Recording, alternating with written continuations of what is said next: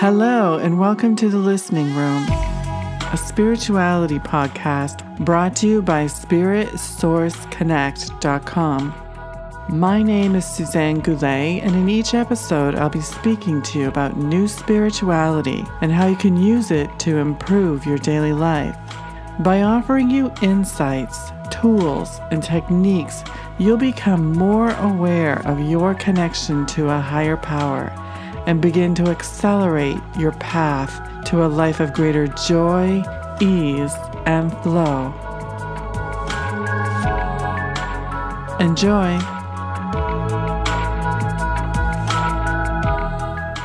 Recently I've had the honor and the privilege of working with some individuals and helping them create what they want.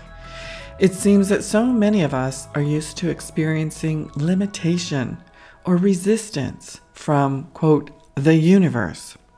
We can feel like God is against us, doesn't want us to succeed, or is teaching us lessons or some such nonsense as that. It's not like that. It's not like that at all. God is not working against you. It never has, and it never shall. What you hold inside is what is creating the reality that you are experiencing. This isn't just some kind of spiritual theory to ponder when you have time to get around to it. This is spiritual law. These are laws of the universe. This is what creates your reality. In my work delivering quite a few energy scans in the past few weeks, I've gotten to see all kinds of individuals from the perspective of the inner planes. And all I can tell you is how fascinated I am that we are all so different. When Christ's teachings told us, "Judge ye not, lest ye be judged," I can understand why this is such an important teaching. Who are we to know or decide what is real or right, or, quote, should be for another, when we have no idea what it is to walk in their shoes? The stories we hold inside of us about ourselves are what create this massive thing we call our reality out there. Your health, your finances, your relationships, your success in your career or business, whatever you've got going on, it's all emanating from you.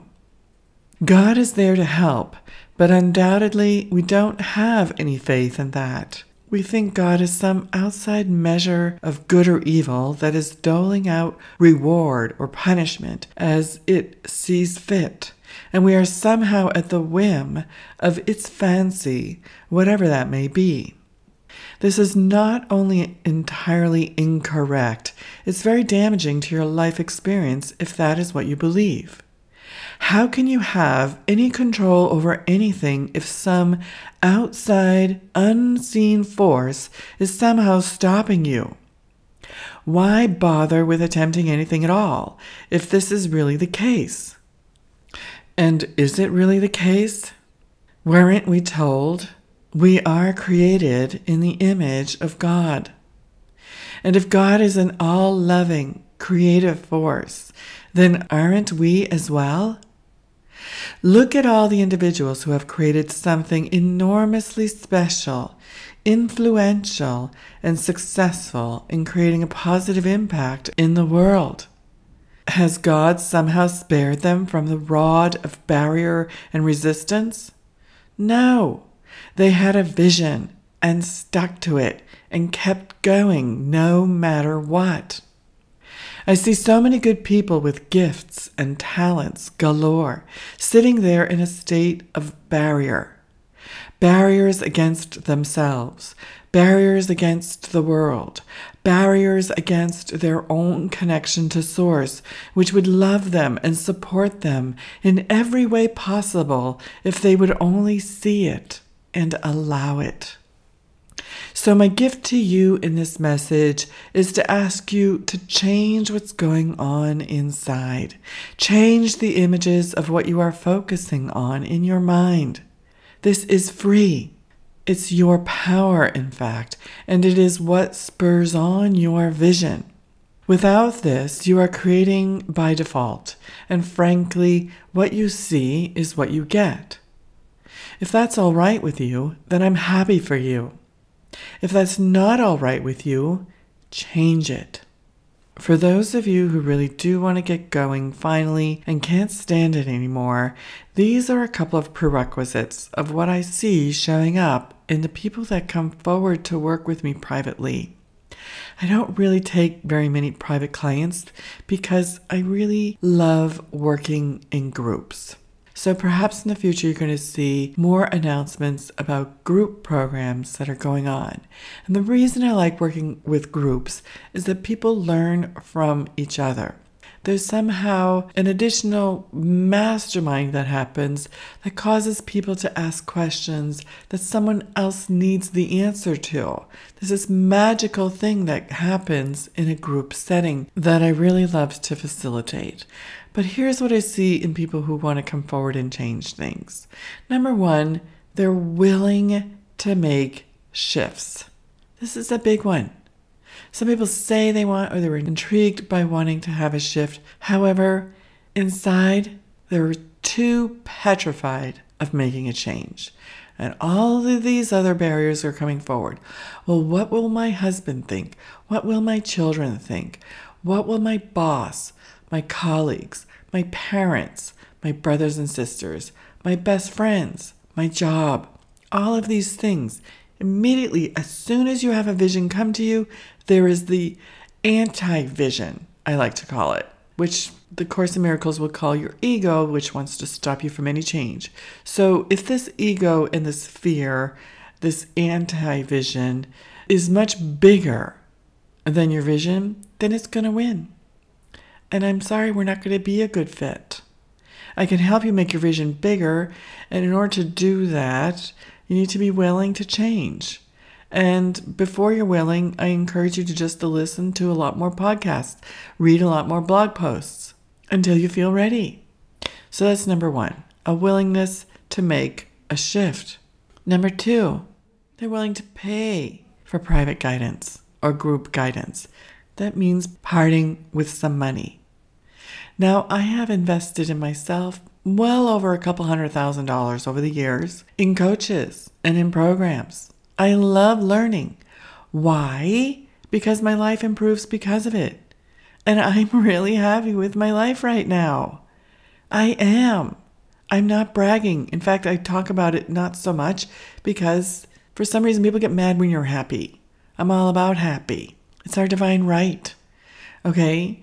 So when I have invested myself with the right people who are teaching the things that I'm up for learning next, I learn them, I do the homework, and I implement, I put those things that I've learned into some kind of action.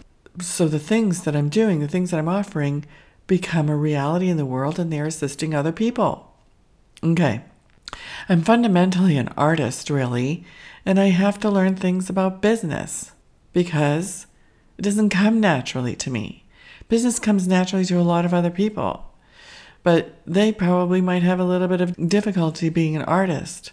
I believe we can do all things. God tells us we can do all things. We can. If you wanted to be a scientist, a mathematician, a ballet dancer, okay, so you might have to do some training for all of those things, but you have the ability, the capacity to have whatever your desire is. Okay? So that was about investing in yourself. Yes, it costs money to get really high level support. Number 3, you're not willing to stay stuck. You're not willing to sit around anymore, knowing your potential is untapped and sitting out there somewhere in limbo land. There is too much at stake for you and for your full expression, and you know it. What comes to mind is a quote from Anais Nin, who was for many years the lover of Henry Miller, one of America's great authors. She said, "The time came when to stay in a bud was too painful, and so she had to bloom." Those aren't the exact words, but it's very close to that. You might be feeling like to stay closed in a bud is so painful. You have to bloom. This is the point that you're at where it's appropriate to start investing in yourself, either through group programs or private support. You may have been doing lots of programs that are independent study that are low cost. But if you really want to go far, get that private support. Okay, so those are the 3 prerequisites, or what I see in individuals that are ready to go far. Number 1, they're willing to make the shift. Number 2, they're willing to invest. And number 3, it's too painful for them to stay where they are now, and there's too much at stake for them to stay now. You're ready to bloom. Okay, working with me requires an application, and then we have a phone call. I'm going to want to see what's up with you and to see if you're willing to change your beliefs about yourself. I'm not saying your beliefs about yourself need to change overnight, because I guarantee you will somehow resist that too. What I am saying is that you must at least be willing. That's all it takes, willingness, and then your life can change in so many miraculous ways. If this sounds right for you, I look forward to reading through your application. If it's not right for you, listen, it's okay. It's totally okay. I have hundreds of hours of podcasts that you can listen to and blog posts that you can read. You're also welcome to join my Facebook group called Soul-Filled Lives and Livelihoods, where you can connect with others there and share some of your experiences and be supported. Thank you, and I wish you only the greatest happiness in your life.